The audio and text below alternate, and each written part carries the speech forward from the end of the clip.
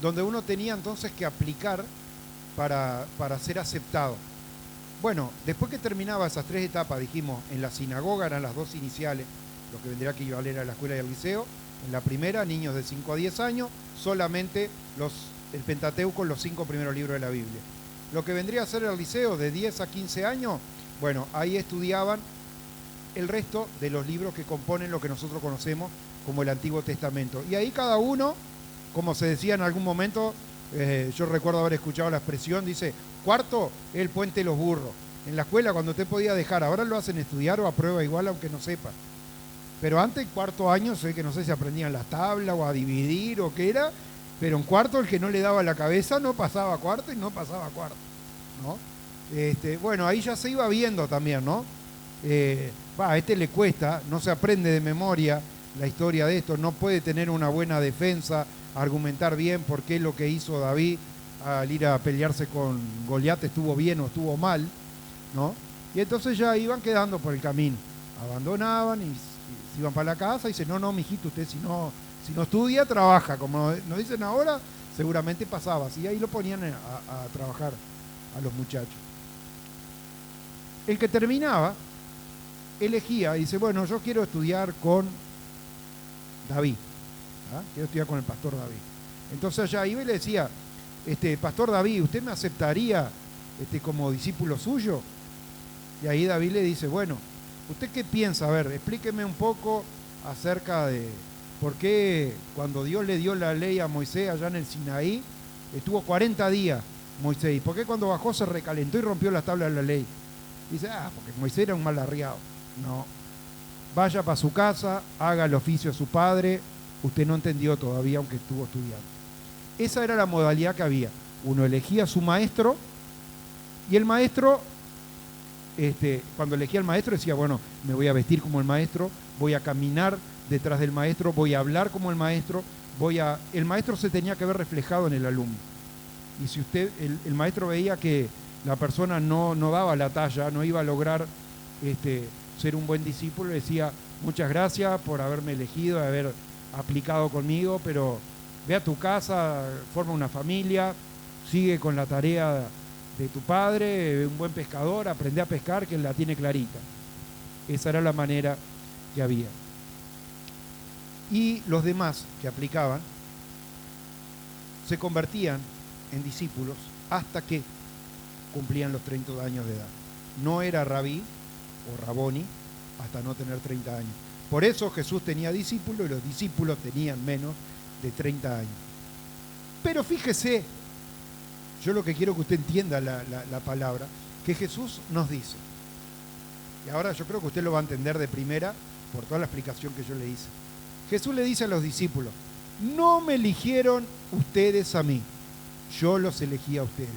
¿Por qué? Porque Jesús vino a romper con la costumbre, vino a romper con lo que era normal en aquella sociedad. En aquella sociedad lo normal era ir y aplicar frente al maestro y decirle, maestro, yo lo admiro, quiero ser su aprendiz.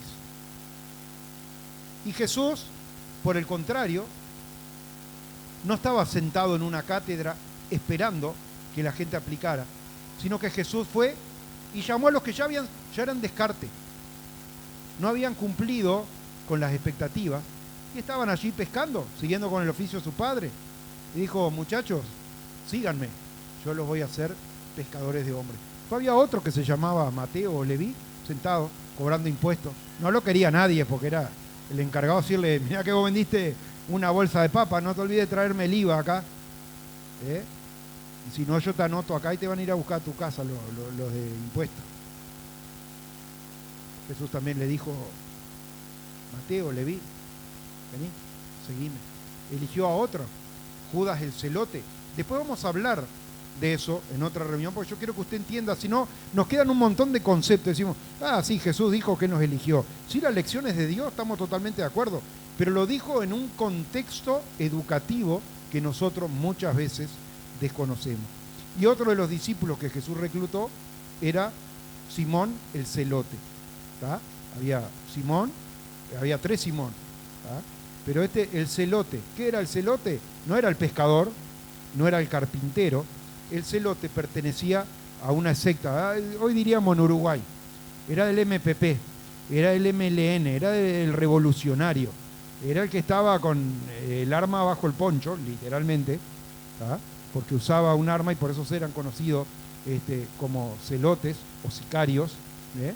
Un arma, una daga pequeña, y allí decía, este es enemigo de la nación de Israel, y por ahí estaba dando un discurso, y venía, le clavaba la puñalada, y desaparecía entre la gente.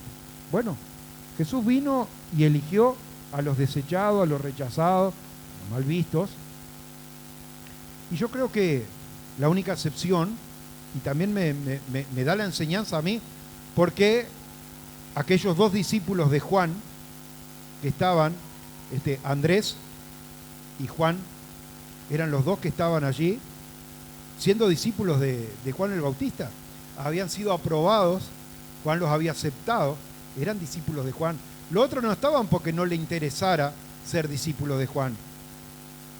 Pedro no estaba allí, estaba su hermano Andrés, porque Pedro no había, capaz que había dejado lo que hoy para nosotros el liceo lo había dejado a la mitad del camino.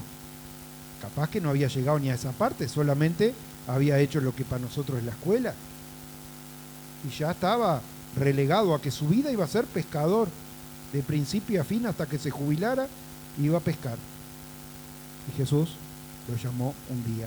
Así que Jesús llamó a todos, llamó a los que habían sido aceptados, Andrés, Juan, llamó a los que habían sido desechados, llamó a los que estaban cobrando impuestos, llamó a los que estaban pescando, llamó a los que estaban en una secta revolucionaria.